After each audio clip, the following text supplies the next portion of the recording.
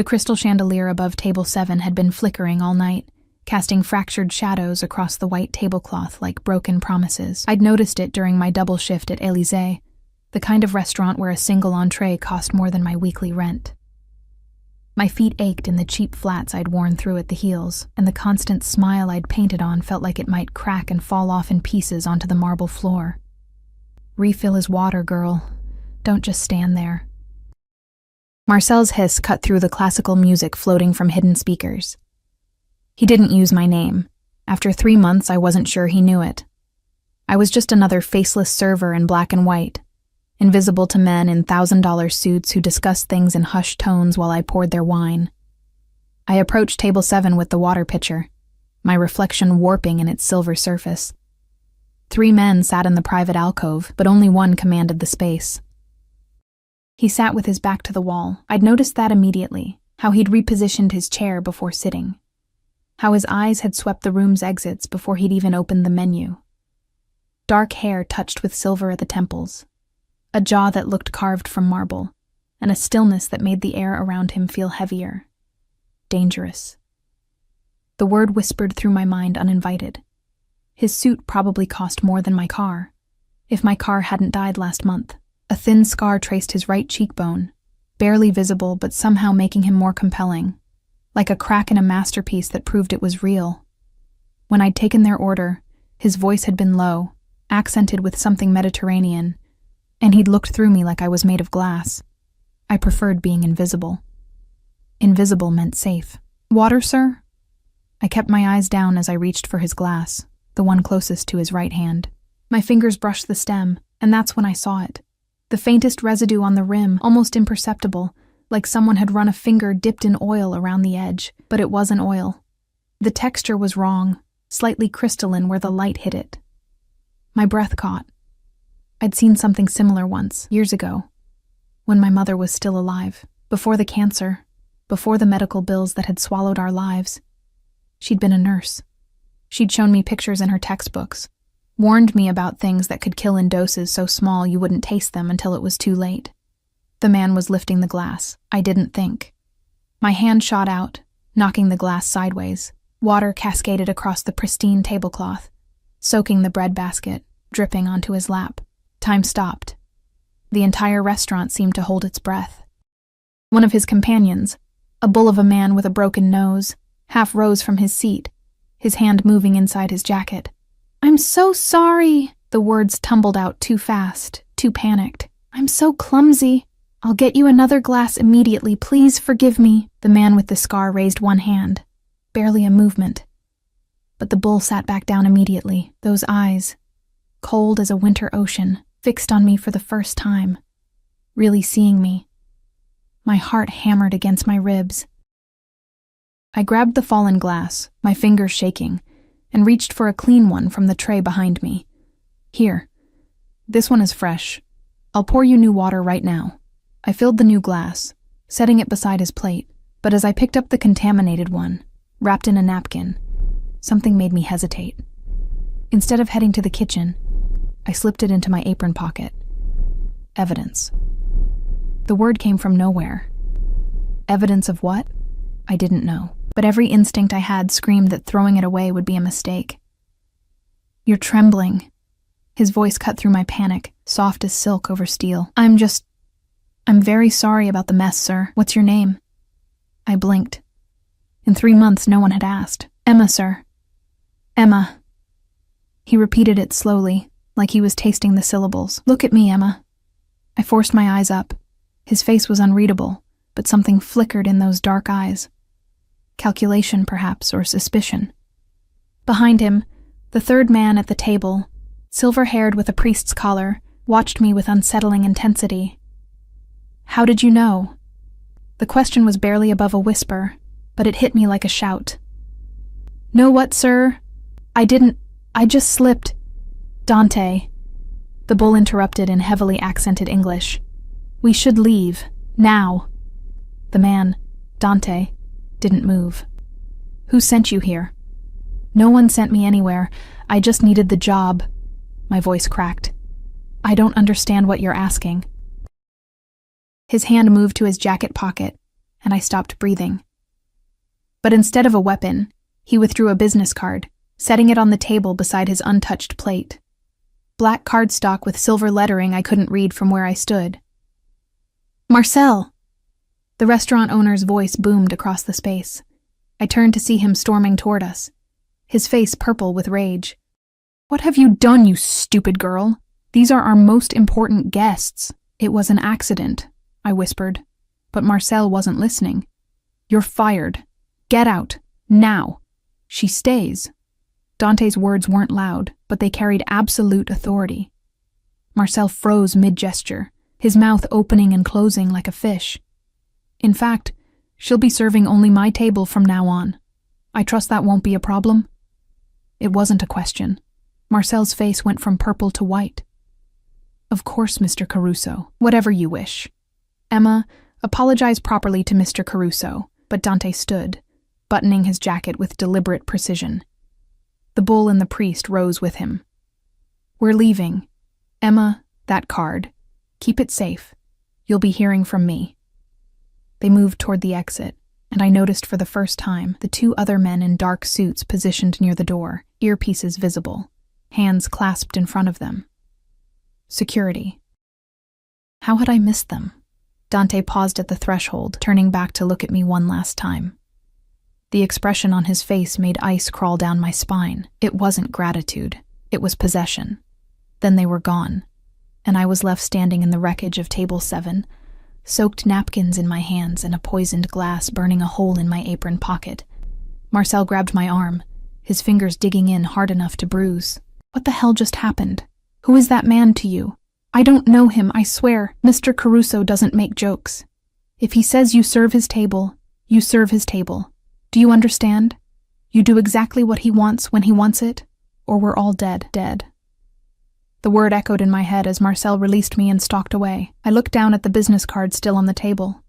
My fingers shook as I picked it up. The silver lettering seemed to shimmer in the flickering light from the dying chandelier. Dante Caruso, import, export, no phone number, no address. Just a name that made the other servers whisper when they thought I couldn't hear. Just a title that meant nothing and everything. And below, handwritten in ink so black it looked like dried blood, Villa Rosa, midnight. Come alone. The glass in my pocket felt heavy as a stone. I thought about throwing it away, about running home to my cramped studio apartment, and pretending this night had never happened, but I knew with sudden, terrible certainty that running was no longer an option. Dante Caruso had looked at me, really looked at me, and seen something he wanted, and men like him always got what they wanted. I worked the rest of my shift in a fog, going through the motions while my mind raced. Every time the door opened, I jumped. Every shadow seemed to hide watching eyes. The other servers avoided me now, as if whatever I'd touched might be contagious. Only Marie, the older French woman who worked the bar, pulled me aside near closing. "You don't know what you've done, chérie," she whispered, her lined face full of pity. "Dante Caruso is not a man you want noticing you. Who is he?" She laughed, but there was no humor in it. "Who is he? He's death in a handmade suit. He's the reason half the police force looks the other way. He's—" She stopped, glancing around nervously. "Just forget tonight happened. Burn that card. Don't go to wherever he told you to go." But even as she said it, I knew I wouldn't follow her advice. Because in my pocket, wrapped in a napkin, was proof that someone had tried to kill Dante Caruso, and I was the only one who knew. The question wasn't whether I would go to Villa Rosa. The question was whether I would survive it. The address wasn't hard to find. Villa Rosa sat in the hills above the city like a crown on a tyrant's head, visible from almost anywhere if you knew where to look. I'd passed it 100 times on the bus route to work, always wondering what kind of people lived behind those iron gates, in that sprawling estate where lights glowed warm against the night sky like captured stars. Now I knew. Monsters lived there. Beautiful, dangerous monsters who could end my life with a gesture. I should have stayed home. Should have burned the card like Marie said, flushed the contaminated glass down the toilet, and pretended Dante Caruso was just another wealthy customer who'd leave a generous tip and never return. But at 11:30, I found myself on a bus climbing into the hills, wearing the only dress I owned that wasn't my work uniform, a simple navy blue thing I'd bought at a thrift store for my mother's funeral. The glass sat in my purse, still wrapped in the napkin. Evidence. Insurance. A death sentence in crystal form. The bus dropped me at the base of the long driveway. Wrought iron gates stood sentinel, cameras perched like ravens on the stone pillars. I approached on foot, my heels clicking against the pavement too loud in the midnight silence. Before I could reach for the intercom, the gate swung open with a low groan. They'd been watching, waiting. The driveway curved through manicured gardens that probably cost more to maintain than I made in a year. Solar lights illuminated rose bushes heavy with blooms that perfumed the cool air, their sweetness almost cloying. The main house rose 3 stories, all creamstone and arched windows, lit from within like a jewel box. A fountain dominated the circular drive, water cascading over marble angels frozen in eternal prayer. 2 men in dark suits materialized from the shadows as I approached the front steps. One was the bull from the restaurant.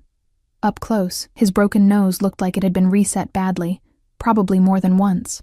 The other was younger, with cold eyes and hands that moved to pat me down before I could protest. "Arms up," he ordered in accented English. "I'm not armed." "Arms." "Up," I complied, face burning as his hands moved efficiently over my body. He found my purse, rifled through it. His fingers paused on the wrapped glass. Our eyes met. He pulled it out slowly, holding it up to the light from the house. "What's this?" "Evidence," I said, surprised by the steadiness in my voice.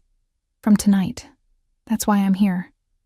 The bull spoke into a radio in rapid Italian. A response crackled back. He gestured toward the door. "Dante will see you. Don't make any sudden moves. Don't touch anything. Don't speak unless he asks you a question directly." The entrance hall made me feel like I'd stepped into a museum. Marble floors polished to mirrors, a grand staircase that split in 2 directions, and paintings on the walls that looked old enough to be in actual museums. A crystal chandelier, not flickering, perfectly maintained, cast prismatic light across surfaces that gleamed with care and wealth. My shoes squeaked on the marble. I wanted to disappear into the floor. The bull led me through corridors that seemed to go on forever, past rooms glimpsed through half-open doors, a library with floor-to-ceiling shelves, a dining room with a table that could seat 20, a study with dark wood and the scent of old leather and cigars. Finally, we stopped before double doors of carved wood that depicted some classical scene I didn't recognize. He knocked twice. A voice from within called out in Italian. The doors opened. Dante Caruso stood before a wall of windows overlooking the city, hands clasped behind his back, still wearing the suit from dinner, but with his jacket removed and his sleeves rolled to his elbows. Even in this relaxed state, he radiated controlled power. He didn't turn as I entered, but I knew he was aware of every movement I made. The room was an office, I realized. A massive desk dominated one side, covered in papers and multiple phones. Leather chairs faced a fireplace where flames crackled despite the mild temperature outside. Bookshelves lined another wall, and I caught titles in Italian, English, French. A man who spoke multiple languages. A man who read philosophy and history while running an empire built on violence. "Leave us," Dante said softly. "Wait outside." The bull hesitated. "Dante, we haven't verified.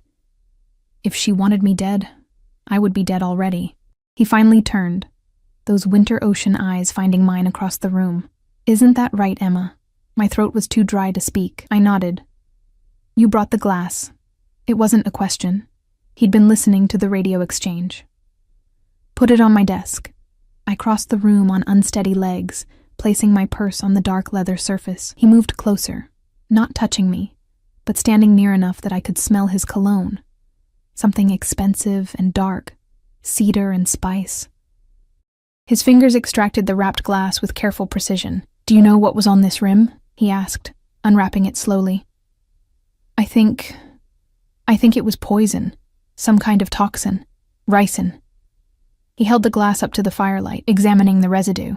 "Extracted from castor beans, tasteless, odorless, causes organ failure within days.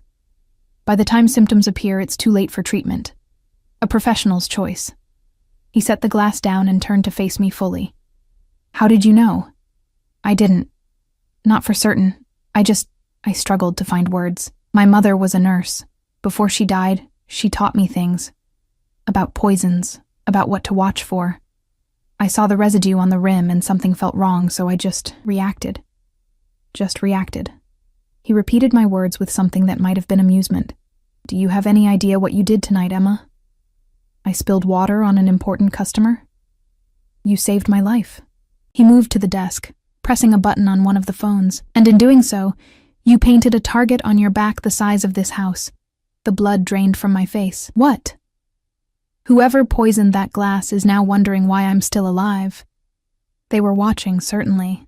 They saw you switch the glasses. They saw me leave unharmed, which means... The door burst open.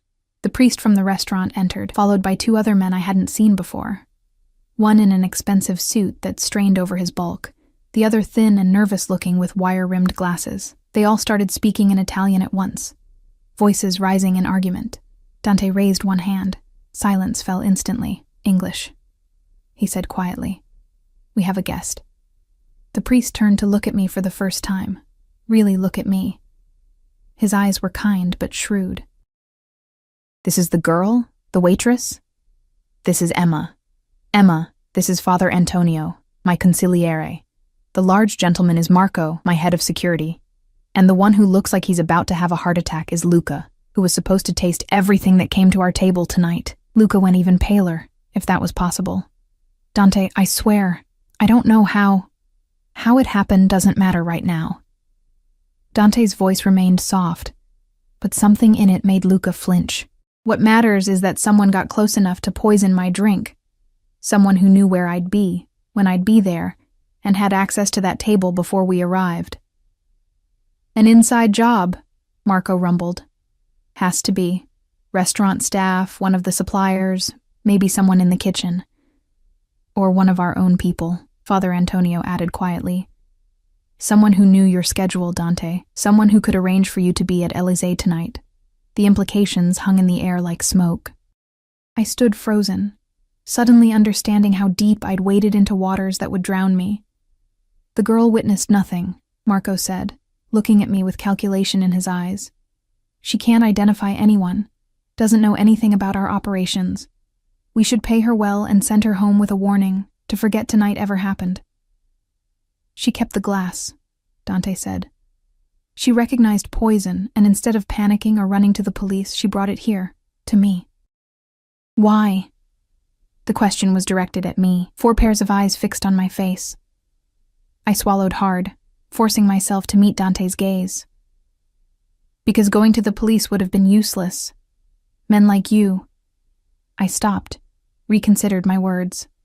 "Men with your kind of power, the police don't touch them, and whoever tried to kill you, they would have known I saw something. They would have come for me eventually. My only chance was to come here first, to prove that I'm not a threat, that I'm on your side. Are you?" His head tilted slightly. "On my side? I don't even know what side that is. I just know that I'm a waitress who can barely make rent, and you're... whatever you are. If keeping you alive keeps me alive, then yes, I'm on your side." Silence fell. Father Antonio laughed suddenly, a warm sound that seemed out of place in the tension. "She's smart, this one, and honest. Refreshing." "She's a liability," Marco countered. "Anyone who saw her at the restaurant..." "Will assume she's my new mistress," Dante interrupted smoothly. "Unremarkable. Expected, even. A man in my position taking an interest in a beautiful young woman causes no suspicion." My face burned. It's not a proposition, Emma. It's a cover story. Starting tomorrow, you'll be seen with me publicly. At restaurants, events, anywhere I go. You'll live here, in the guest house.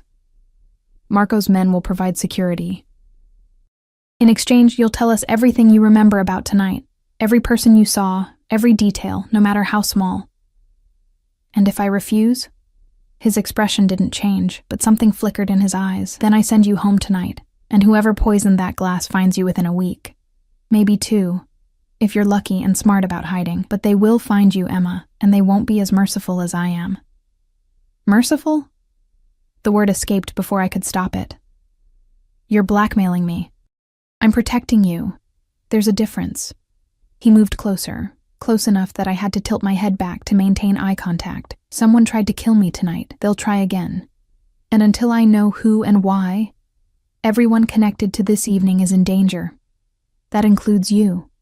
So yes, you can call it blackmail if it makes you feel better about the choice. But the reality is simple. You're safest here, under my protection, playing the role of my companion, or you're dead within days. My hands were shaking again. I clasped them together, trying to maintain some dignity. What about my apartment? My things? My job? Marco will retrieve whatever you need. As for your job, you won't be returning to Élysée. I'll ensure you're compensated far better than whatever Marcel was paying you. I don't want your money. Then what do you want? The question was genuine, curious. Everyone wants something, Emma. What is it you want? To survive. To not end up like my mother, dying slowly in a hospital room that smelled of disinfectant and despair. To matter to someone. To be seen as more than invisible. But I couldn't say any of that. Not to this man whose eyes seemed to read thoughts I hadn't formed yet. I want to know I'm safe, I finally said. I want to know that helping you tonight wasn't the worst mistake of my life. Something shifted in his expression. Too quick to read. You have my word. No harm will come to you while you're under my protection. And when I'm not, when this is over and you've found whoever did this? He smiled then, but it didn't reach his eyes. Let's solve the mystery of who wants me dead first. Then we'll discuss your freedom. It wasn't an answer. It was a prison sentence wrapped in silk. Father Antonio stepped forward, his priest's collar somehow making him look more dangerous rather than less. The girl needs rest. It's late, and she's had a traumatic evening. Marco, show her to the guest house. Make sure it's secure. Dante nodded slowly, not taking his eyes off me. We'll talk more tomorrow. There's much to discuss. I was dismissed. Marco's hand on my elbow guided me toward the door, and I went without protest because my legs felt like water and my mind was spinning with everything that had just happened. At the threshold, I looked back. Dante stood in the firelight, his face half in shadow, holding the poisoned glass like it was made of spun gold rather than death. Our eyes met across the space. "Thank you," he said quietly. "For my life." Before I could respond, Marco pulled me into the corridor. The doors closed with a soft click that sounded like the ceiling of a tomb. The guest house was larger than my entire apartment building. Marco led me down a stone path lined with solar lights, past the main villa to a smaller structure that still managed to be 3 times the size of any place I'd ever lived. White stucco walls, terracotta roof tiles, and windows with actual shutters that looked functional rather than decorative. He unlocked the door with a key from his pocket, stepping inside first to check the rooms while I stood on the threshold like a vampire waiting for an invitation. "Clear," he grunted, returning to hand me the key. "Alarm code is 4782. Don't open the door for anyone except Dante or myself. There are cameras on all approaches. We'll be watching. Kitchen is stocked. Bedroom upstairs. Bathroom attached. Don't try to leave the property. Am I a guest or a prisoner?" His expression didn't change. "Both. Get some sleep. Tomorrow starts early." Then he was gone, footsteps crunching on gravel as he disappeared back toward the main house. I stood alone in the doorway, my purse clutched like a shield, staring into a space that smelled of lavender and lemon polish. Slowly, I stepped inside and closed the door, engaging the lock and the alarm with shaking fingers. The main room was all cream and gold. A sofa that looked too expensive to sit on, a fireplace with a mantel decorated with fresh flowers, a kitchenette with marble counters and appliances I didn't recognize. French doors opened onto a small patio, but heavy curtains had been drawn across them. I checked anyway, confirming they were locked, then moved through the space like a ghost, touching surfaces to prove they were real. Upstairs, the bedroom made me want to cry. A massive 4-poster bed dominated the space, dressed in white linens that probably cost more than my monthly rent. The bathroom had a clawfoot tub, heated floors, and towels so soft they felt like clouds. Someone had already placed toiletries on the counter, expensive brands I'd only seen in magazines. I caught my reflection in the mirror and barely recognized myself. My dark hair had come loose from its bun, falling around a face too pale, with eyes too wide. I looked haunted. Hunted. I was both. Sleep didn't come easily. I lay in that enormous bed, staring at shadows on the ceiling, replaying everything that had happened. The glass. The poison. Dante's eyes when he'd looked at me like I was a puzzle he intended to solve. The way he'd moved, all controlled violence wrapped in expensive fabric. The casual way he'd discussed my death as an inevitability if I didn't comply with his demands. You're safest here, under my protection. Protection. The word tasted like ash. This wasn't protection. It was ownership. He'd claimed me the moment I'd knocked that glass from his hand, marked me as his in front of witnesses who would spread the word through whatever dark networks men like him operated. I was his mistress now, whether I wanted to be or not, his possession, his responsibility, his prisoner. When dawn finally crept through the curtains, I gave up on sleep and showered, using the expensive products that smelled of jasmine and vanilla. My funeral dress was wrinkled, the only clothing I had. I put it back on anyway, armor of a sort, and went downstairs to find the kitchen already occupied. A woman stood at the counter, arranging pastries on a plate. She was older, maybe 50, with gray streaking her dark hair and kind eyes that assessed me with surprising warmth. "Ah, you're awake. Good. I'm Rosa. I manage the house for Mr. Caruso." Her English carried a heavy Italian accent. "I brought breakfast. You must be hungry." I wasn't. My stomach was twisted in knots. But I nodded anyway, letting her guide me to a small table by the window. She poured coffee from a silver pot, added cream without asking, and pushed the pastries toward me with maternal insistence. "Eat. You're too thin. Mr. Caruso likes his women with curves." "I'm not his woman," her smile was knowing. "Not yet, perhaps. But he looks at you differently. I've worked for him 8 years. I know that look. You're special. I'm a witness, a liability he needs to control." "If that's what you need to believe." She patted my hand, her fingers warm and calloused. "Men like Mr. Caruso don't bring women here. This house, it's been empty since his sister lived here years ago. But for you, he had it opened, cleaned, prepared in hours. That means something." I wanted to argue, but she was already moving toward the door. "Someone will bring your clothes from your apartment this morning. Mr. Caruso wishes to see you at 10. Wear something nice. You're going into the city."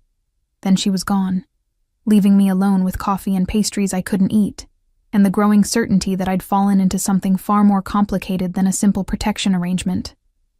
At 9:30, a knock at the door made me jump. I checked the window first. Marco stood on the path, holding several shopping bags with designer labels I recognized from magazine ads. I disarmed the alarm and opened the door a crack. "Your things from the apartment," he said, not unkindly, "and some new items Mr. Caruso thought you might need." The bags landed in the entryway. I rifled through them, finding my meager possessions, some clothes, toiletries, the photograph of my mother I kept on my nightstand, mixed with tissue-wrapped packages that contained dresses, shoes, and lingerie so expensive I was afraid to touch them. I chose one of the dresses, a simple emerald green sheath that fit perfectly, as if someone had known my exact measurements. The shoes were Italian leather, comfortable despite their height. When I looked in the mirror, I almost didn't recognize the woman staring back. I looked like I belonged in a place like this. The illusion was almost convincing. Marco returned at exactly 10, his expression unreadable as he assessed my appearance. "Good. The car is waiting." The car was a black Mercedes with tinted windows and bulletproof glass. I could tell by the thickness when Marco opened the rear door. Dante sat in the back seat, dressed in a charcoal suit that probably cost more than a year of my wages, scrolling through his phone with casual elegance. He glanced up as I slid in beside him, and something flickered in his eyes. "Green suits you," he said simply. "It brings out the gold in your eyes." I hadn't known my eyes had gold in them. I clasped my hands in my lap to keep them from shaking. "Where are we going?" "Breakfast, then shopping, then lunch at a place where we'll be seen by the right people." He pocketed his phone as the car began to move, smooth as silk. "You need to understand how this works, Emma. As of this morning, every major player in the city knows you're under my protection. They know you're accompanying me publicly. What they don't know is why, and that uncertainty works in our favor." "How?" "Because it makes you valuable, untouchable. Anyone who harms you insults me directly, And no one is foolish enough to do that without very good reason. He shifted slightly, angling toward me. But you need to play the part convincingly. Can you do that? What part exactly am I playing? My companion. My interest. Someone I've chosen to keep close. His eyes held mine.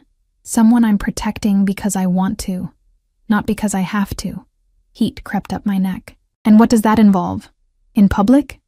You stay near me. You let me touch you. Nothing inappropriate. Just small gestures that indicate intimacy. A hand on your back, your elbow.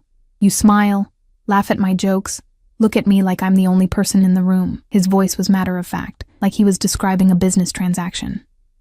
In private, you answer my questions about that night. You help me identify who might have had access to that table. You trust me to keep you safe. And if I can't do that, can't pretend to be whatever you want me to be, then whoever poisoned me will assume you know something dangerous. They'll come for you, Emma, and I might not be there to stop them. He leaned closer, close enough that I could see the fine lines at the corners of his eyes. Smell that dark cologne. I don't want that. Despite what you might think, I don't enjoy putting innocence in danger. Then let me go. Send me away somewhere safe, somewhere far from here. There is nowhere far enough. His hand moved to my face, fingers gentle as they traced my jawline. The gesture was so unexpected, so intimate, that I froze. Whoever did this has resources, connections. If they want you dead, distance won't save you. Only I can do that. Only my protection, my reputation, my power. Do you understand? I nodded, not trusting my voice. His touch lingered a moment longer, then withdrew. Good. Now let's practice. Smile at me, Emma. Like you're happy to be here. I tried. It felt like a grimace. Better, he said, though his tone suggested otherwise. We'll work on it. The restaurant he chose was in the heart of the city, all glass and steel with a view of the harbor. Heads turned as we entered, whispers following in our wake. Dante's hand rested on the small of my back, possessive and warm through the thin fabric of my dress. The maitre d' practically bowed as he led us to a private table by the windows. Mr. Caruso, such a pleasure. And who is this lovely companion? Emma, Dante said simply, pulling out my chair himself. She'll be joining me frequently from now on. I trust that won't be a problem? Of course not, sir. Whatever you desire. We ordered, or rather, Dante ordered for both of us, dishes I'd never heard of in French and Italian. Wine arrived, red as blood in crystal glasses. He tasted it, approved, and the sommelier poured for us both before disappearing. You're tense, Dante observed quietly. Relax. No one here will harm you. How can you be sure? Because they're all terrified of me. He said it without arrogance, simple fact. See the man in the corner, the one trying not to stare? He owns 3 restaurants in the district. Pays me protection money every month. The woman at the bar? Her husband supplies my import business. The couple by the door? Their son works in my organization. They're all here because I allow it. I looked around the restaurant with new eyes, seeing the careful distance other diners maintained. The way staff moved with extra deference when they approached our table. This wasn't just a meal, it was a display of power, of ownership, of me. Why are you really doing this? I asked suddenly. You could have had me killed, made the problem disappear. Why go to all this trouble? He was quiet for a long moment, swirling wine in his glass. You saved my life. Where I come from, that creates a debt, an obligation. I protect what's mine, Emma, and as of last night, you became mine. I'm not a possession. No. His eyes met mine with unexpected intensity. You're not. You're a puzzle I haven't solved yet, a woman who saw poison and reacted without hesitation, who walked into my home knowing what I am and didn't flinch. You're either very brave or very foolish, and I haven't decided which. Can't I be both? A smile tugged at his lips, genuine this time. Perhaps. We'll see. Our food arrived. Elaborate presentations that looked too beautiful to eat. Dante watched me take the first bite, something almost predatory in his gaze. I forced myself to eat slowly, to pretend this was normal, that I dined with dangerous men in expensive restaurants every day. Tell me about the restaurant, he said after a while. Élysée. How long did you work there? 3 months. Since my mother died and I needed the money for her medical bills. Medical bills? Cancer. She fought for 2 years, but I stopped, not wanting to share this with him. It doesn't matter. She's gone now. It matters. His hand covered mine on the table, warm and strong. To anyone watching, it looked like comfort, intimacy. You're alone. No family, no support system. That's why you needed the job, why you couldn't afford to lose it, why you've never learned to be anything but invisible. The accuracy of his assessment stole my breath. How do you? I make it my business to know things. About threats, about opportunities, about people who interest me. His thumb stroked across my knuckles, a gesture that sent unwanted heat through my veins. You interest me, Emma, very much. I pulled my hand away, needing distance. Because I saved you. Because you saw what others missed. Because you kept the evidence instead of disposing of it. Because you came to me instead of running. He leaned back, that dangerous smile playing at his lips. And because when I look at you, you look back. Most people can't hold my gaze for more than a few seconds. You've been staring at me like you're trying to figure out how to kill me since we sat down. I'm not. But I was. I had been cataloging exits, weapons, ways to escape if this went wrong. Old habits from a childhood spent with a father who'd taught me to always have an exit strategy before he'd abandoned us. You're a survivor, Dante said softly. Like recognizes like, Emma. That's why this will work. Before I could respond, his phone buzzed. He glanced at the screen, his expression darkening. We need to go. Now, what's wrong? They found your apartment. He was already standing, throwing cash on the table. Someone broke in an hour ago. Tore the place apart looking for something. My blood ran cold. Looking for what? Evidence. Information. You, his hand found my elbow, guiding me toward the exit where Marco already waited by the car. Whatever you saw that night, whoever poisoned me, they know you're a loose end, and they're trying to tie you off. The car ride back to Villa Rosa was silent, except for the rapid-fire Italian conversation between Dante and Marco. I caught words here and there: search, security, traitor, but most of it was too fast to follow. My mind raced with images of my tiny apartment destroyed, strangers rifling through my few possessions, looking for me. They would have found nothing. I owned nothing worth taking, nothing that could reveal where I'd gone. But the message was clear. They knew who I was. They knew I'd been there, and they wanted me silenced. When we reached the villa, Dante's hand closed around mine as we walked to the guest house. His grip was firm, almost painful, and when we were inside with the door locked behind us, he turned to face me with something raw in his expression. This is real now, he said quietly. This isn't just protection, isn't just cover story. Someone wants you dead, Emma, and they won't stop until they succeed, or I stop them first. So what do? We find them before they find you. He stepped closer, close enough that I had to tilt my head back to meet his eyes. And you stay close to me, closer than you've ever been to anyone. Because the moment you're out of my sight, you're vulnerable. Do you understand? I nodded, my heart hammering against my ribs. Good. His hand came up to cup my face, thumb brushing my cheek in a gesture that felt too intimate, too real. I won't let them hurt you, I promise you that. It should have felt like comfort. Instead, it felt like a collar snapping closed around my neck, beautiful and suffocating all at once.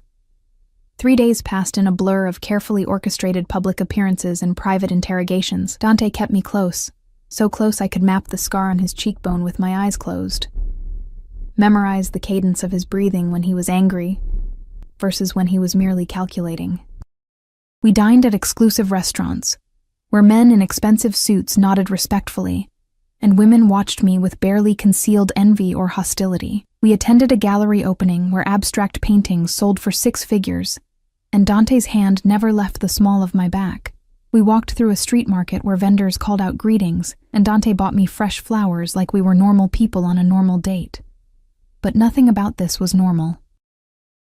Every night, we returned to the villa, and Father Antonio would join us in Dante's study, pulling out photographs, documents, lists of names. They'd ask me the same questions in different ways.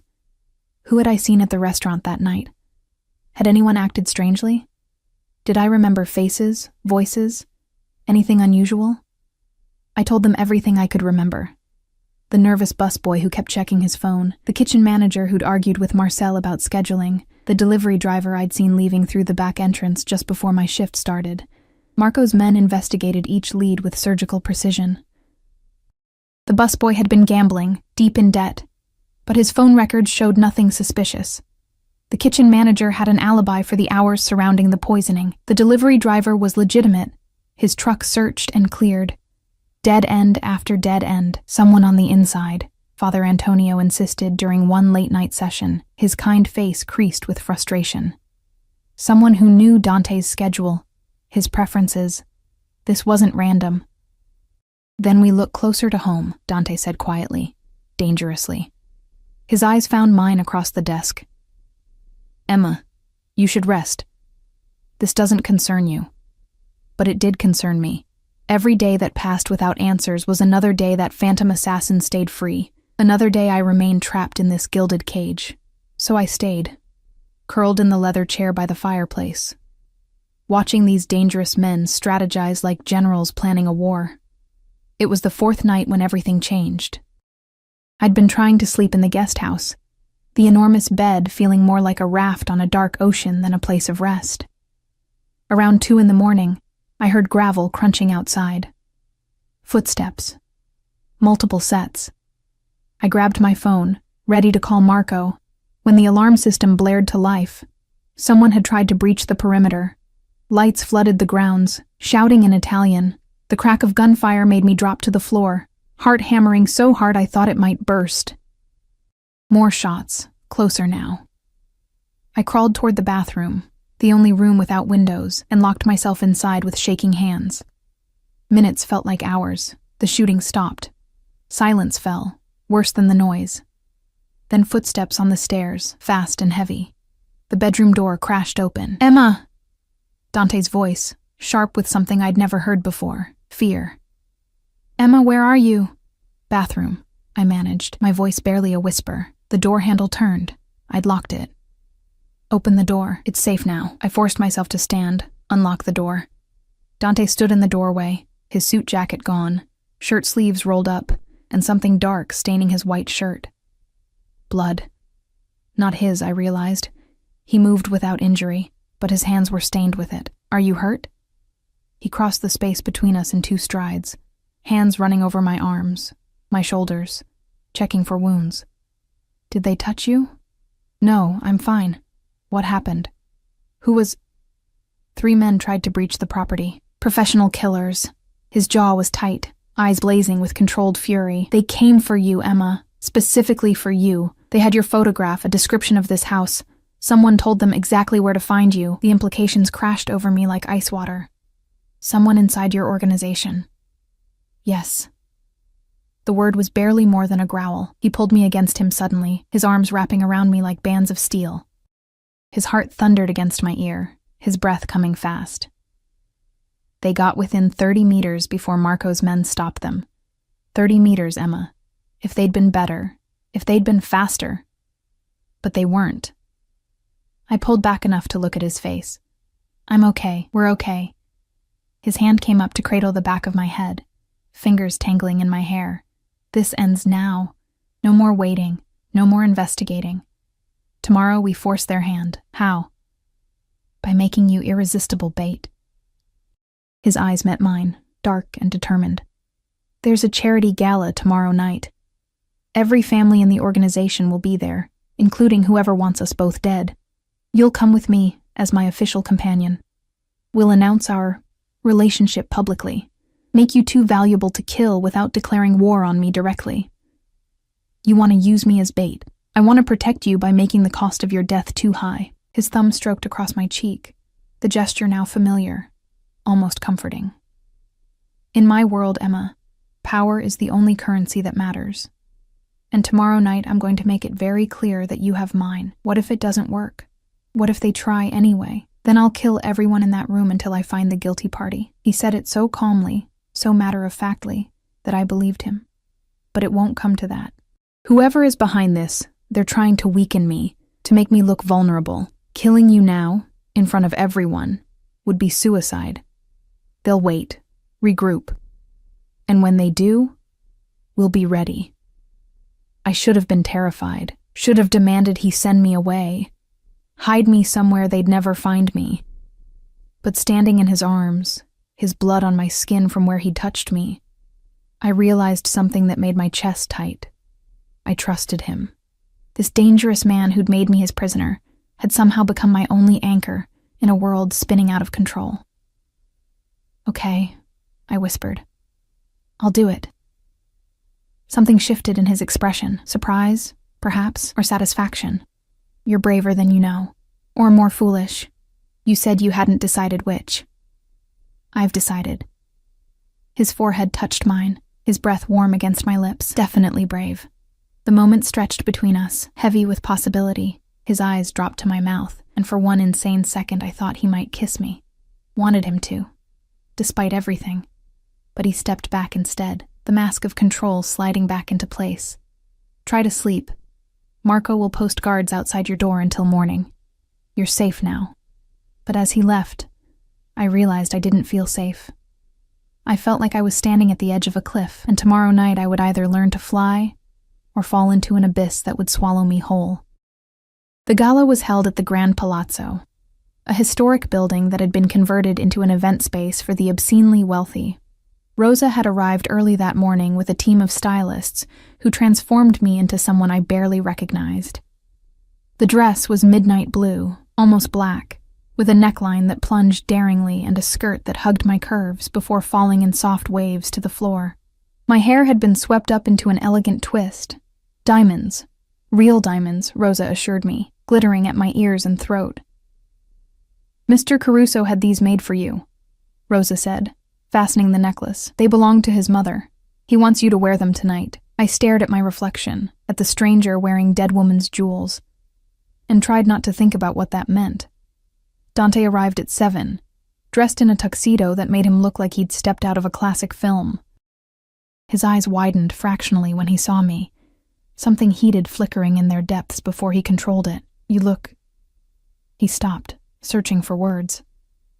"You look like you belong in my world."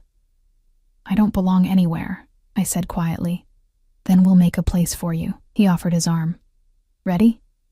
No, I'd never be ready, but I took his arm anyway and let him lead me to the waiting car. The palazzo was magnificent, all marble columns and frescoed ceilings, crystal chandeliers casting prismatic light across a ballroom filled with the city's elite. Men in tuxedos and women in couture mingled with champagne flutes, their laughter cultured and careful. But beneath the civilized veneer, I felt the danger. These weren't just wealthy socialites. These were the families that ran the city's underworld, dressed in Armani and pretending at respectability. Heads turned as we entered. Whispers rippled through the crowd like wind through wheat. Dante's hand tightened on mine, possessive and protective. "Stay close," he murmured. "Smile. Remember, you're here because I want you here. Act like you belong." We moved through the crowd, Dante accepting greetings and introducing me with casual ownership. "This is Emma. She's under my personal protection." The message was clear. Touch her, and die. Several men assessed me with calculating eyes, their expressions revealing nothing. Several women looked at me with barely concealed hostility. I was an outsider, an unknown variable in their carefully balanced equations of power. Father Antonio materialized from the crowd, dressed in his usual priest's garb despite the formal occasion. "They're watching," he said quietly to Dante. "Russo, Constantino, the Marchetti brothers, all the usual suspects. Let them watch." Dante's arm slid around my waist, pulling me against his side. To anyone observing, it looked like affection. I felt the tension coiled in his muscles, ready to strike. "Where's Marco?" "Positioned at the exits with our men. If anyone moves against you tonight, we'll know." A string quartet began playing from a raised platform. Couples moved toward the dance floor. Dante turned to me, his expression softening slightly. "Dance with me."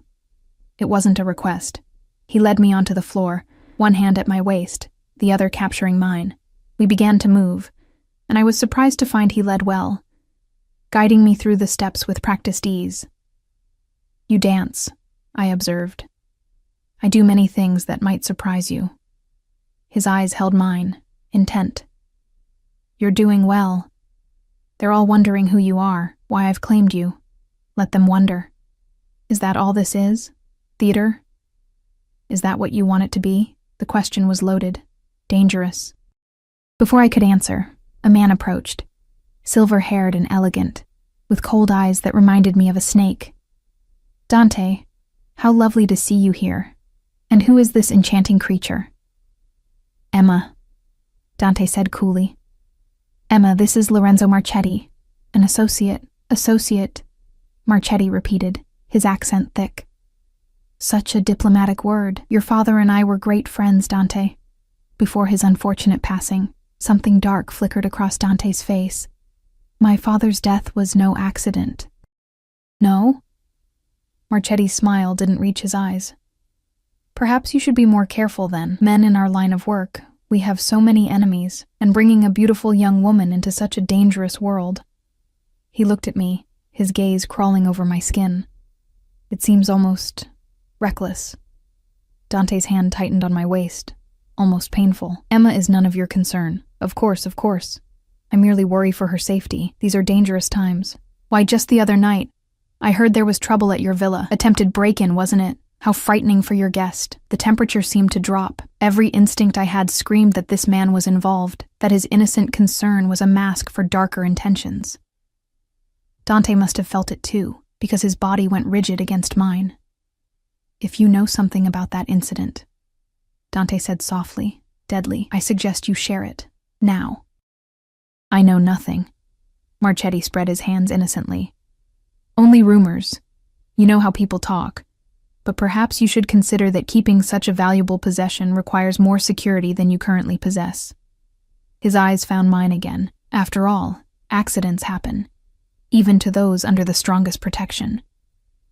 He walked away before Dante could respond, disappearing into the crowd. I felt Dante's heart racing against my palm, his breathing controlled but shallow. "That was a threat," I whispered. "That was a confession." His eyes scanned the room, finding Father Antonio and making some subtle signal. He as good as admitted he's behind the attempts. The arrogant bastard thinks he's untouchable. Why would he want you dead? My father's territory, his businesses, everything I inherited when he died. Dante's voice was hard as granite. Marchetti wanted it all, thought he could take it once my father was gone. But I was stronger than he expected. Smarter. So he's been trying to undermine me for years. And now he thinks killing me will break you, I finished. Make you weak, vulnerable. Yes. His arms tightened around me. But he's wrong. Hurting you won't break me, Emma. It will unleash something he's not prepared to face. The music swelled. We moved through the steps mechanically now, both of us watching Marchetti across the room as he spoke with other men, gestured subtly in our direction. Planning? Plotting. "What do we do?" I asked. "We spring the trap." Dante's smile was sharp as a blade. "Marco is already moving people into position. When Marchetti leaves tonight, we'll follow, find out where he's keeping his hired killers. End this before he can make another move. And me? You stay at the villa, behind every security measure we have. This ends tonight, Emma. I promise you that. But promises in this world, I was learning, were written in blood and broken as easily as glass." The rest of the evening passed in a haze of forced pleasantries and gathering tension. Dante kept me close, his hand never leaving my body, marking me as his in every gesture. I caught glimpses of Marco positioning men near exits, saw Father Antonio in quiet conversation with people I didn't recognize. The trap was being set, pieces moving into place for a confrontation that would come after the music stopped and the civilized masks came off. Around 11, Marchetti made his exit with a small entourage. Dante watched him go with predatory focus. "It's time," he said quietly. He turned to me, his hand cupping my face with unexpected gentleness. "Marco will take you back to the villa." Lock yourself in the guest house and don't open the door for anyone except me. Do you understand? Be careful, I whispered, the words escaping before I could stop them. Something in his expression softened. I'm always careful. But tonight, I have a reason to come back alive. His thumb brushed across my lips, so quickly I almost missed it. Then he was gone, moving through the crowd with Father Antonio and several other men, leaving me standing alone in my borrowed finery and dead woman's jewels. Marco appeared at my elbow. Time to go, miss. The ride back to Villa Rosa felt longer than it should have. I kept checking my phone, waiting for news, for anything. Marco's expression revealed nothing as he walked me to the guest house, checked the rooms personally, and set the alarm. He'll be back by morning, Marco said gruffly. Dante doesn't lose, but everyone loses eventually, I thought as he left. Everyone's luck runs out. I changed out of the gown, washed off the makeup, removed the diamonds and placed them carefully in their velvet box. Then I sat on the edge of that enormous bed and waited, watching the clock tick past midnight, past 1, past 2 in the morning. At 3:15, I heard the car. Footsteps on gravel, fast and purposeful. The alarm disengaged. The door opened. I flew down the stairs to find Dante standing in the entrance, blood on his knuckles, his tuxedo jacket gone, his shirt torn, but alive. He was alive. It's done, he said simply.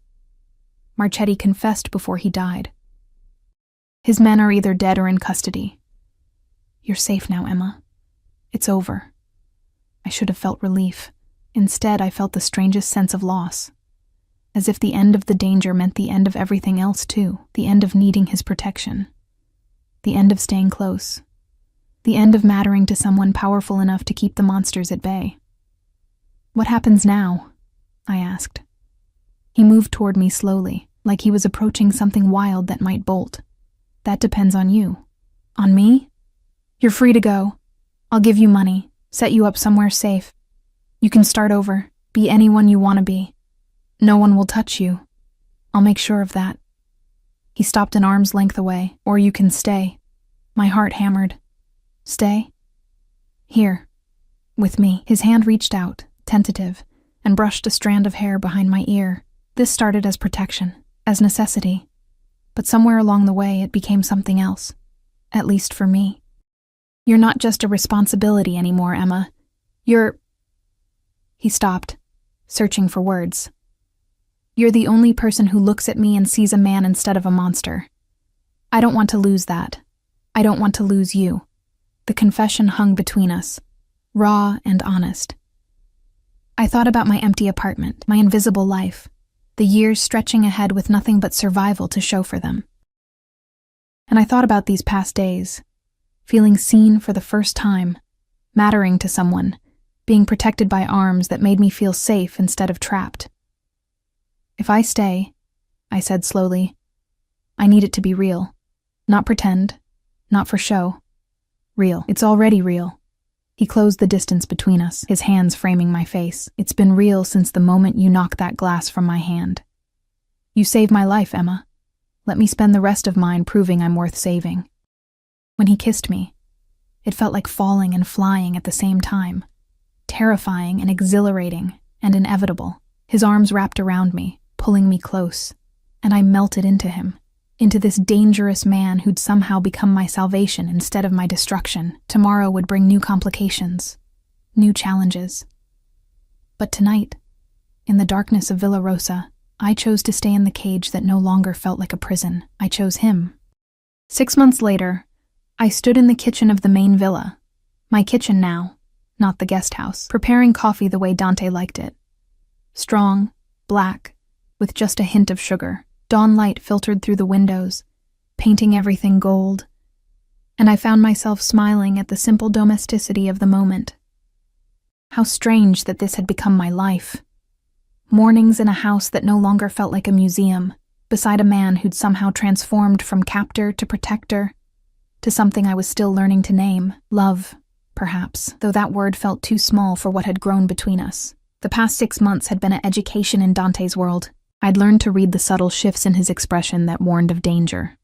to recognize which phone calls required privacy and which ones meant business was good. I'd learned that Father Antonio told terrible jokes, that Marco had a soft spot for stray cats, and that Rosa cried at romantic movies when she thought no one was watching. I'd also learned that Dante Caruso, feared by half the city's underworld, made breakfast on Sundays, sang off-key in the shower, and sometimes woke from nightmares that left him shaking until I wrapped my arms around him and reminded him he wasn't alone. "You're thinking too loud," his voice rumbled from the doorway. He stood there in a white t-shirt and dark pajama pants, hair mussed from sleep, looking more human than the man in expensive suits who ran an empire. "I can hear the gears turning from here." "Just remembering," I said, pouring his coffee, "how scared I was that first night. How certain I was that I'd never survive this world. And now—" He crossed to me, arms sliding around my waist from behind, chin resting on my shoulder. "Now I'm exactly where I'm supposed to be." I leaned back against him, solid and warm. "Does that make me crazy? It makes you mine." His lips brushed my temple, which, yes, might be a form of insanity. The coffee forgotten, I turned in his arms to face him. The scar on his cheekbone caught the morning light, and I traced it with my fingertip, a gesture that had become habit, ritual. "I never asked how you got this. A knife fight when I was 16. My father's enemies thought killing his son would send a message." His hand covered mine, pressing it to his face. "They were wrong. It only made me stronger, meaner." "I don't think you're mean. You haven't seen all of me yet." But his eyes were soft when he said it, vulnerable in a way he only allowed behind closed doors, away from the men who needed him to be invincible. "Some parts of my world, Emma, they're dark, ugly. I've done things that would make you run if you knew." "Then don't tell me." I pulled his face down to mine, kissing him gently. "I know enough. I know you're dangerous, that you've hurt people, probably killed people. I'm not naive about what you do. But I also know you've never hurt me, never lied to me, and you've given me something I never had before. A place to belong. You could have belonged anywhere." "No." I cut him off firmly. "I was invisible before you, a ghost moving through life, barely existing. You saw me, Dante. Really saw me. How could I not fall in love with that?" The words hung between us, the first time either of us had said them aloud. His eyes widened fractionally, something raw and unguarded flashing across his face. "Say it again," he demanded, his voice rough. "I love you." Easier the second time, natural as breathing. "I love you, Dante Caruso, and I choose to stay in this world with you. Not because I'm trapped, but because this is where I want to be." He kissed me then, deep and claiming, and I lost myself in it, in him. Until Rosa's polite cough from the doorway made us break apart. "Breakfast will be ready in 20 minutes, she announced, studiously not looking at us. And Father Antonio called. "He's on his way with news about the Constantino situation." Dante's expression shifted. "Business replacing intimacy. Tell him to use the study entrance. I don't want Emma involved in this." "I'm already involved," I protested. "I live here. I'm part of your life. You can't protect me from everything." "I can try." But he was smiling slightly, acknowledging the argument we'd had a dozen times.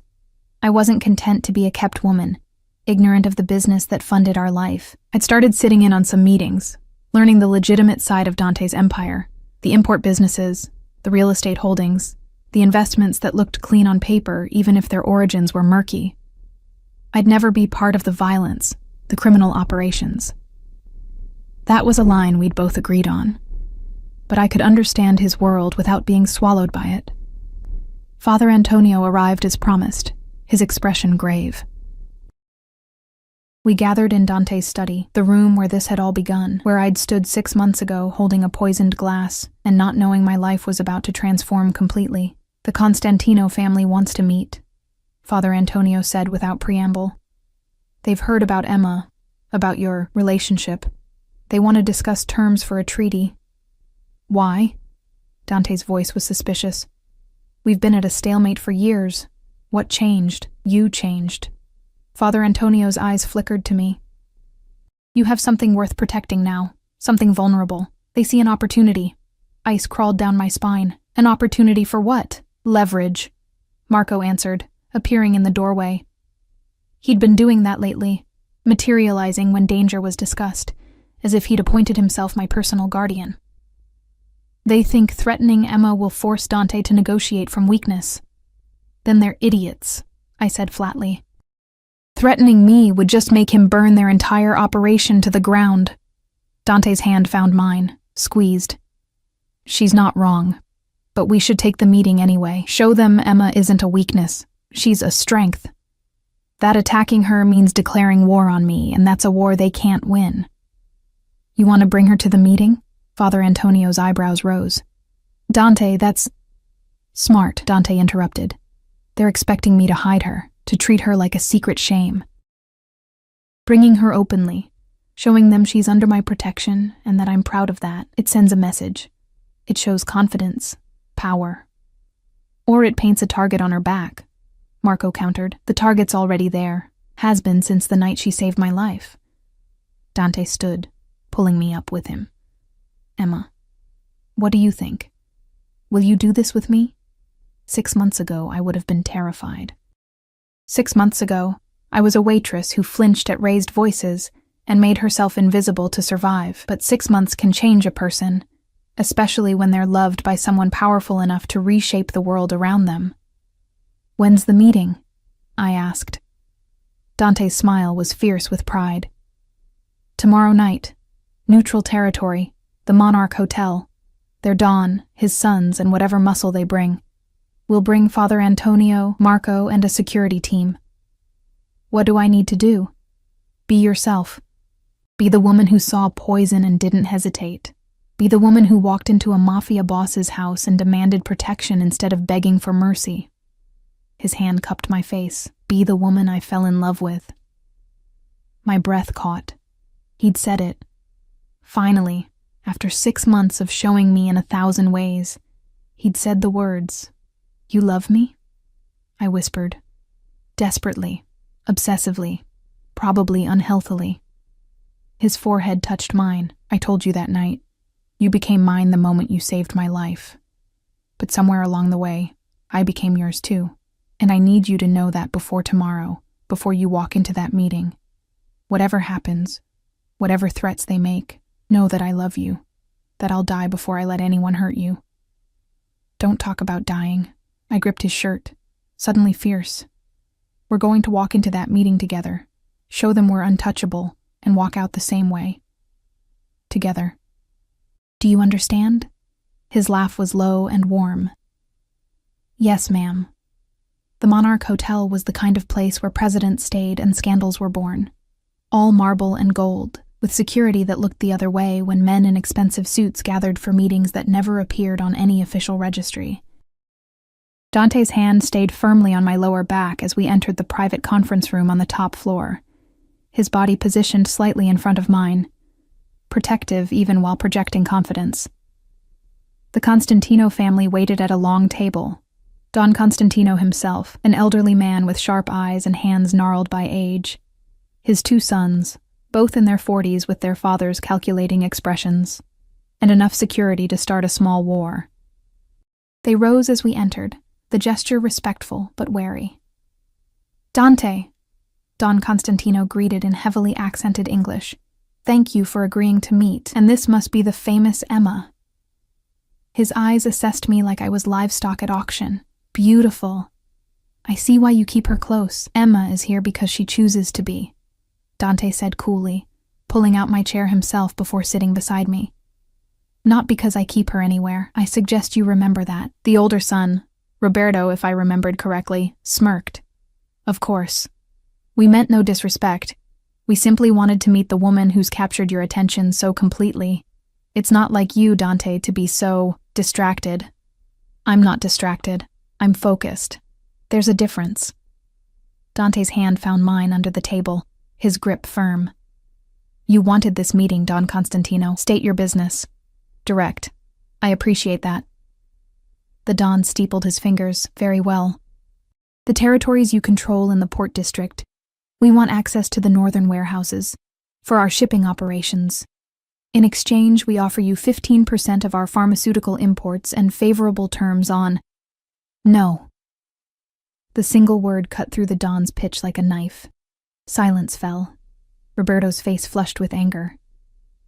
You didn't even let him finish, the younger son, Antonio, protested. I don't need to. The answer is no. Those warehouses are mine. The port access is mine. And I'm not interested in your pharmaceutical imports, favorable terms or otherwise. Dante's voice was calm, almost bored. Is that all? Don Constantino's expression hardened. You're making a mistake, Dante. We're offering you a partnership, an alliance that could benefit us both. Refusing so quickly, it's short-sighted, especially for a man with new vulnerabilities. His eyes flickered to me. The threat was barely veiled. I felt Dante's body tense beside me, coiled to strike. But before he could respond, I leaned forward, drawing all attention to myself. Vulnerabilities? I repeated, keeping my voice steady. Is that what you think I am? I think you're a complication, Roberto said bluntly. A distraction that makes Dante weak. A woman playing in a man's world, not understanding the danger she's in. You're wrong on all counts. I met his gaze steadily. I'm not a complication. I'm a partner. Not a distraction. I'm a motivation. And I understand danger perfectly well. I saw someone try to poison Dante and stopped it. I've been targeted by assassins and survived. I've walked into this meeting knowing exactly what kind of men you are and what you're capable of. So don't mistake my gender for weakness, and don't mistake Dante's love for vulnerability. The silence that followed was deafening. Even Don Constantino looked momentarily nonplussed. She has fire, he finally said. I like that. But fire burns, young lady, and you're playing with matches in a room full of gasoline. Then I suggest you don't light any more flames, Dante said softly, dangerously. Emma is under my protection. She's part of my family now. And in our world, Don Constantino, you know what that means. Harm her, threaten her, even look at her wrong, and there will be consequences. The kind that end families and burn empires to ash. You'd start a war over a woman? Roberto sneered. I'd end one. Dante stood, pulling me up with him. This meeting is over. The answer to your proposal is no. It will always be no. And if you interpret Emma's presence in my life as weakness, then you don't understand me at all. He buttoned his jacket with deliberate precision. Come at me if you want. Challenge my territories, my businesses, my power. But leave Emma out of it. Because the man who threatens her won't live long enough to regret it. We walked out, heads high. Marco and Father Antonio falling into formation around us. I didn't breathe properly until we were in the car, pulling away from the hotel with Dante's security team following in 2 separate vehicles. That was either very brave or very stupid, Father Antonio said from the front seat. It was necessary, Dante replied. His arm was around me, holding me close. They needed to see that Emma isn't a secret weakness hidden away. She's a declared strength, an equal partner. Anything less would have made her a target. They'll still try, Marco predicted grimly. Men like that, they don't respond well to rejection. Let them try. Dante's voice was steel wrapped in velvet. I've been preparing for this since the night Marchetti tried to have Emma killed. Every business, every alliance, every piece of leverage I've built, it's all pointed toward this moment, toward being strong enough that no one would dare touch what's mine. What's ours? I corrected quietly.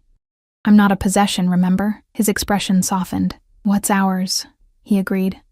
Together. The retaliation came 3 weeks later, but not in the way any of us expected. I was in the villa's library, curled up with a book, when Marco burst in with his phone pressed to his ear, his expression darker than I'd ever seen it. Where's Dante? He barked. In the city, meeting with the shipping contractors. What's wrong? The Constantinos hit one of our warehouses, burned it to the ground. 3 of our men are dead, 5 more injured.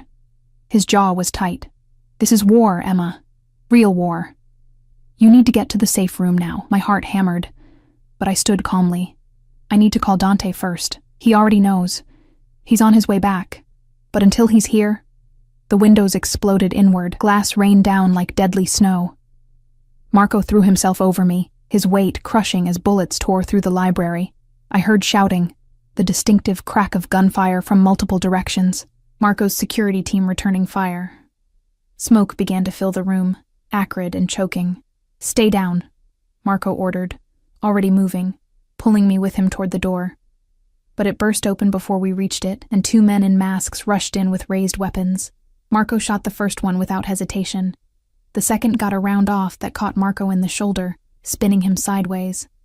He went down hard, and suddenly I was alone, staring at a masked man whose gun was pointed directly at my chest. Time slowed. I thought about running, about screaming, about all the ways this could end, but mostly I thought about Dante, about never seeing him again, about leaving him alone in this dark world he'd tried so hard to protect me from. The man's finger tightened on the trigger. The shot never came. Rosa appeared behind him like an avenging angel, wielding a heavy candlestick that connected with his skull with a sickening crunch. He dropped like a puppet with cut strings. She grabbed my hand, yanking me toward a hidden panel in the wall I'd never known existed. "Safe room," she gasped, blood on her face from a cut above her eye. "Now! Move!" We tumbled into darkness, the panel sliding shut behind us just as more gunfire erupted. The safe room was small, reinforced, with monitors showing camera feeds from throughout the property. I watched in horror as men in tactical gear swarmed the villa, exchanging fire with Marco's security team. Bodies fell on both sides. Smoke billowed from multiple entry points. "They came prepared," Rosa whispered, her hand finding mine. "This isn't just retaliation. This is an execution." "Where's Dante?"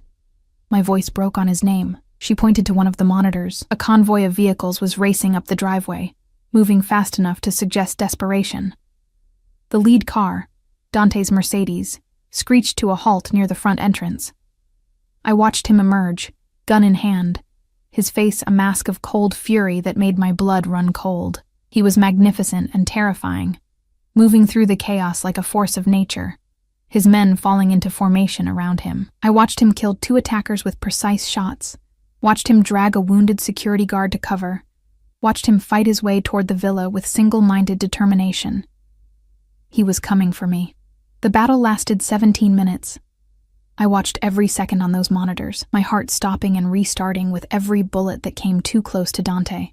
But slowly, inevitably, his superior training and knowledge of the property turned the tide. The attackers began to retreat, those who could. Those who couldn't were shown no mercy. When the last gunshot faded, Dante was already at the library wall, shouting my name. Rosa disengaged the locks, and the panel slid open to reveal him standing there, blood-spattered and wild-eyed, his chest heaving. "Emma," he breathed. And then I was in his arms, both of us shaking. I thought, when Marco called and said you were under fire, I thought I'd lost you. I'm okay. Rosa saved me. And Marco's hit. He needs medical. Already called. Helicopters inbound. But he didn't let me go, his face buried in my hair, his hands running over my back like he needed to confirm I was real. "This ends tonight. I'm done playing civilized. The Constantinos wanted war. They're going to get annihilation." "Dante, no." He pulled back, his hands framing my face, his eyes blazing with something primal and possessive. "They came into my home. They tried to kill you. There's no negotiation now, no mercy, no half measures. I'm going to erase them from existence, and I'm going to make it hurt." Father Antonio appeared in the doorway, his priest's collar askew, a gun in his hand that looked wrong and right at the same time. "We have 3 of their men alive. They're being questioned." "Good." Dante's smile was sharp as broken glass. "Find out who gave the order, who planned this, and where the rest of their family is hiding. Then prepare the men." "We move tonight. Dante," I said quietly, urgently. "If you do this, if you wipe out an entire family, there's no coming back from that. The other families will have to respond. You'll be starting something that could destroy everything you've built." "I know." His eyes met mine, and I saw the cost there, the weight of what he was about to do, the lives that would be ended, the blood that would be spilled. But they made their choice when they came for you. When they decided that hurting the woman I love was an acceptable strategy. So now I'll make mine. And I choose you, Emma. I choose protecting you over peace. I choose our future over their existence. I choose love over power." The words hit me like a physical blow. He was willing to risk everything, his empire, his position, his life, to keep me safe. And suddenly I understood what Rosa had said that first morning, about me being special. Dante Caruso, who'd built an empire on calculated decisions and cold logic, was about to commit emotional, irrational vengeance because someone had threatened what he loved. He was willing to burn the world for me. "Then I'm coming with you," I said. "Absolutely not. I'm coming with you," I repeated firmly. "Not to fight, not to be in danger, but to be there, to witness what you're doing in my name. If you're going to risk everything for me, the least I can do is stand beside you when you do it." We stared at each other, wills clashing. Finally, he nodded slowly. "You stay in the car, behind bulletproof glass, with Marco's best men surrounding you. The moment anything goes wrong, they get you out. Agreed?" "Agreed." The Constantino compound was in the industrial district, a fortress disguised as a manufacturing plant. Dante's convoy approached in the hours before dawn, when the world was caught between darkness and light. I sat in the back of the Mercedes, Rosa beside me for company, watching through tinted windows as Dante's men moved into position. Father Antonio had gotten the information they needed. Don Constantino and both his sons were inside, along with their remaining security force. Dante had given them one chance: surrender peacefully and accept exile, or fight and be destroyed. They chose to fight.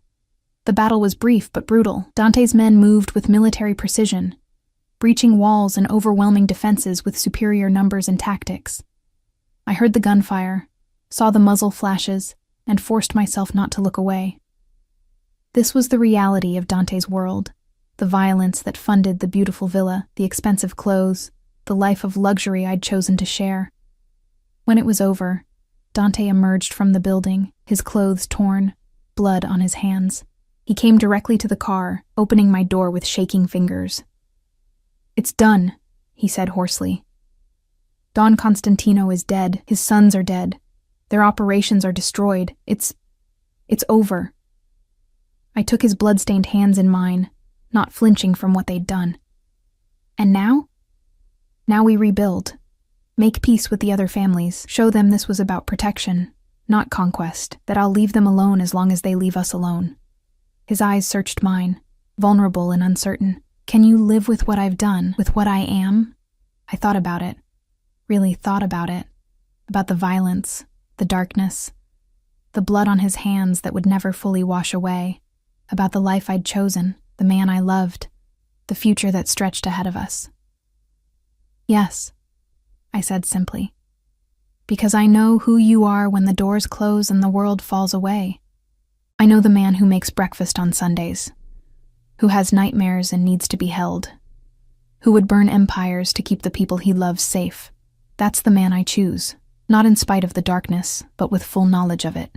He kissed me then, desperate and grateful, and I tasted salt, tears or blood, I couldn't tell. Maybe both. Maybe it didn't matter. 3 months later, I stood in the gardens of Villa Rosa wearing a white dress that had been custom-made in Milan, diamonds at my throat that had once belonged to Dante's mother, and a smile that came easier now than it ever had before. The sun was setting, painting everything gold and amber, and a small gathering of witnesses, Father Antonio, Marco, recovered from his shoulder wound, Rosa, and a handful of Dante's most trusted people, watched as we exchanged vows. Not in a church. Dante's relationship with God was complicated at best, but in the gardens where I'd first walked as a prisoner and now walked as a bride. Where I'd learned that love could grow in the strangest soil, that monsters could be men, and men could be monsters, and that sometimes salvation came from the most unexpected places. "I promise to protect you," Dante said, his voice steady despite the emotion in his eyes. "To cherish you, to stand beside you against whatever darkness comes, to be worthy of the gift you gave me that night, when you saved my life and changed everything." "I promise to see you," I replied, tears streaming freely down my face. all of you. The darkness and the light, to choose you every day, in full knowledge of what that means. To build a life with you that's worth protecting. Father Antonio pronounced us married with a smile that suggested he knew exactly how unlikely this pairing was, and how perfect. Dante kissed me as the sun dipped below the horizon, and I felt like I'd finally come home. Later, after the celebration, we stood together on the terrace overlooking the city, the empire Dante had fought to protect, the world we'd navigate together. His arms wrapped around me from behind, his chin resting on my shoulder, and we watched the lights flicker to life in the darkness. "Any regrets?" he asked quietly. I thought about the waitress I'd been. Invisible, exhausted, surviving rather than living. I thought about the night I'd seen poison on a glass rim and made a choice that changed everything. I thought about fear and danger, and learning to love a man whose hands had killed, but whose heart had saved me. "Not a single one," I said, turning in his arms to face him. "You?" "Only that it took me so long to find you." His hand came up to cup my face, thumb tracing my cheekbone with infinite gentleness. "Emma Caruso. My wife. My salvation. My home. And you're mine," I whispered against his lips. "Monster and man, darkness and light. All of you. Always." We kissed as the city sparkled below us, two unlikely souls who'd found each other in the most impossible circumstances and chosen to build something beautiful from the ashes of violence and fear. It wasn't a fairy tale. There was too much blood for that, too much darkness that would never fully fade. But it was ours, and that made it perfect. The glass I'd switched that night sat on a shelf in Dante's study, empty but preserved. A reminder of how everything had started, of the split-second decision that had saved a life and transformed two more. Sometimes I looked at it and marveled at the butterfly effect of that single choice, how one moment of instinct had led to this. Love found in the last place anyone would think to look for it, in the arms of a monster who turned out to be a man, in the heart of a darkness that held unexpected light, in a world of violence that somehow made room for tenderness. And as Dante carried me inside, his laughter warm against my neck, I knew with absolute certainty that I'd choose it all again, the fear, the danger, the impossible odds, because it had led me here, home.